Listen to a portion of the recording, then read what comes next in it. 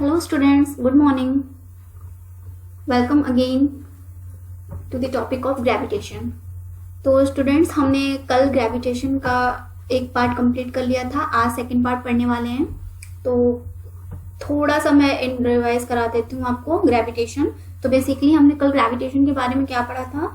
Gravitation के लिए हमने बेसिक एक अपनी भाषा में कहो तो एक सिंपल सा डेफिनेशन हमने बनाया था। क्या बनाया था? The force that bind us to the earth. Gravitation is what? Gravitation is just a force which bind us to the earth. Gravitation एक ऐसा force है जो हमें earth से bind करता है, by which we can stand correctly on the earth. Okay? तो कल हमने gravitation के बारे में ये पढ़ा था और कुछ examples भी पढ़े थे. For example, motion of the earth, motion of the moon around the earth. Okay? Motion of the earth around the sun. So these all phenomena occur because of gravitation. कल पढ़ा था ना हमने क्या पढ़ा था कि अगर कोई भी ऑब्जेक्ट है वो किसी भी ऑब्जेक्ट के अराउंड अगर रिवॉल्व करे, for example this is earth and this is moon, अगर ये इसके अराउंड रिवॉल्व कर रहा है तो there must be a gravitational force exerted by the earth on the moon, otherwise the moon fell down on the earth. Okay, हमने कल ये कॉन्सेप्ट पढ़ा था कि अगर ये इसके बीच में कोई ग्रेविटेशनल फोर्स नहीं होता तो ये मून जो है ये कॉन्स्टेंटली रिवॉल्व नहीं करता, ये इस पे क्या हो जाता, फेल हो जाता. तो कल हमने ये सब सीखा था. चलिए आ जाते हैं. आपको यहाँ पे क्या दिख रहे हैं? Equation of motion.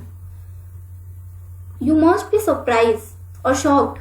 व्हाई? आप कहोगे मैम यहाँ तो इक्वेशन ऑफ मोशन बहुत ही गलत तरीके से और बहुत ही पता नहीं क्या क्या लिख दिया गया. इक्वेशन ऑफ मोशन तो ये नहीं होता. इक्वेशन ऑफ मोशन तो हमारा क्या होता था, हमने क्या पढ़ा है, V square is equal to U square plus A T पढ़ा है.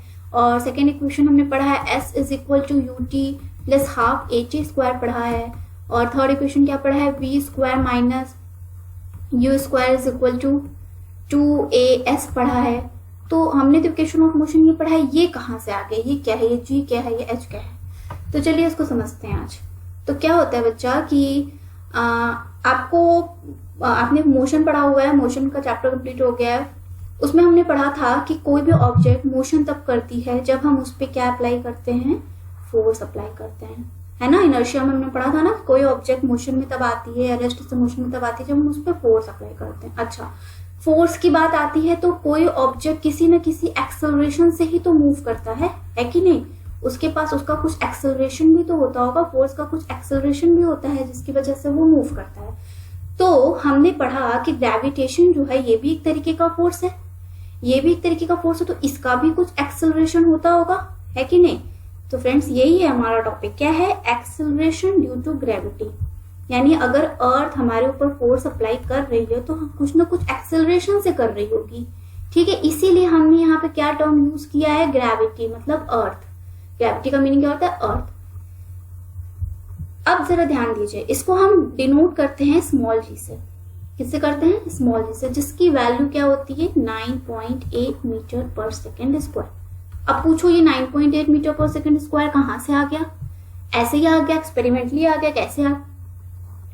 बिल्कुल नहीं, हम लोग इसको आगे देखेंगे कि ये कैसे आया. चलिए तो हम स्टार्ट करते हैं. Tell me what is the formula of force.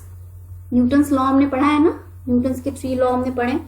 तो सेकेंड लॉ में हमने न्यूटन्स के एक फॉर्मूला पढ़ा था. क्या पढ़ा था? F is equal to m पढ़ा था.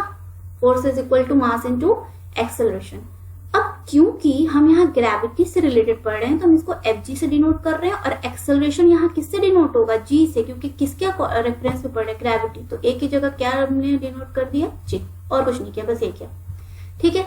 अब चलिए, हमने कल ग्रेविटेशन में फोर्स का फॉर्मूला पढ़ा था. क्या पढ़ा था? फोर्स का formula. Force of gravitational force हमने क्या पढ़ा था, क्या डिफाइन किया था, कुछ ऐसा डिफाइन किया था ना, F is equal to G M M upon R square किया था. चलो पुट कर दो यहाँ पे.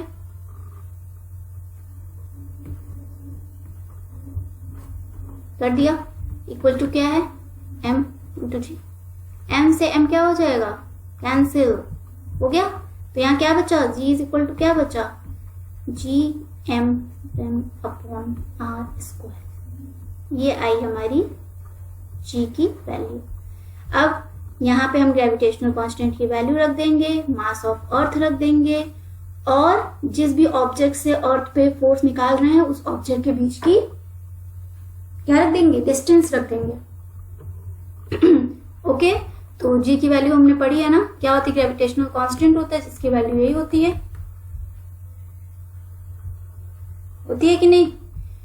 मास ऑफ द अर्थ रख देंगे, है ना, mass of the earth something approx ये होता है 5.92 ऐसा कुछ होता है, बट हम अप्रोक्स में लेते हैं 6 × 10⁻24 और हम डिस्टेंस रख देंगे, ठीक है, उस ऑब्जेक्ट के बीच की। तो हमारा क्या निकल के आएगा, इसको जब हम सॉल्व करेंगे तो हमारा ये निकल के आता है 9.8 मीटर पर सेकेंड स्क्वायर में। क्यों लगा, क्योंकि एक्सेलरेशन की वैल्यू क्या होती है, मीटर पर सेकेंड स्क्वायर होती है। तो आपको जी समझ में आ गया, ग्रेविटी समझ में आ गया, एक्सेलरेशन ड्यू टू ग्रेविटी के अर्थ जो है हमें इसी ग्रेविटी से क्या करती है, अपनी तरफ अट्रैक्ट करती है, इसी ग्रेविटी से हमें अपनी तरफ अट्रैक्ट करती है।